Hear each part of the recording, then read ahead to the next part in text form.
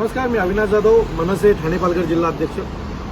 काल मी माझ्या ठाणे आणि पालघर जिल्हाध्यक्षपदाचा राजीनामा दिला होता आणि तो देण्याच्या मागचं माझं उद्दिष्ट असं होतं की ठाण्यात मनसे ठाणे पालघरमध्ये एकही आम्ही जागा निवडून आणली नव्हती आणि त्याची नैतिक जबाबदारी माझी आहे। सो म्हणून मी तो राजीनामा दिला होता। माझ्याकडे पक्षात 3 पद आहेत। एक पक्षाचं नेतेपद आहे, दुसरं नाविक सेनेचं अध्यक्षपद आहे आणि तिसरं जिल्हाध्यक्षपद, अशी 3 पदं होती। सो त्यातल्या एका पदाचा मी राजीनामा दिला होता आणि उर्वरित मी पक्षाचा नेता होतोच, तो मी नेता म्हणून देखील काम करू शकत होतो।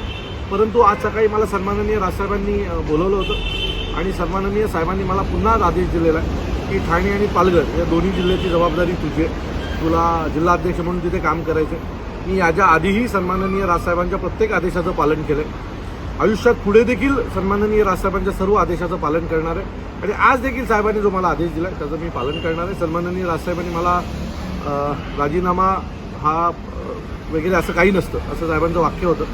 काम करत राहायचं असतं, यश जेव्हा मिळेल तेव्हा मिळेल। सो मी साहेबांच्या आदेशाचं पूर्ण पालन करून आजपासून पुन्हा ठाणे आणि पालघर या दोन्ही जिल्ह्यांमध्ये महाराष्ट्र नवनिर्माण सेना पूर्ण ताकदीने वाढवणार। आणि आणखी एक गोष्ट मी नेहमी सांगतो लोकांना, मला अनेक लोक फोन करतात आणि मला सांगतात की आमच्याकडे त्या वेळेला माझं एक वाक्य असतं की माझ्या रक्तात राज ठाकरे। सो माझ्या रक्तात राज ठाकरे, त्यामुळे कुठल्या जिल्हाध्यक्षपद गेल्याने माझी साहेबांवरची निष्ठा कमी होणार नव्हती किंवा साहेबांवरचं प्रेम कमी होणार नव्हतं। मी नेते म्हणून किंवा नाविक सेनेचा अध्यक्ष म्हणून किंवा महाराष्ट्र सैनिक म्हणून त्याच जोशात काम करणार होतो।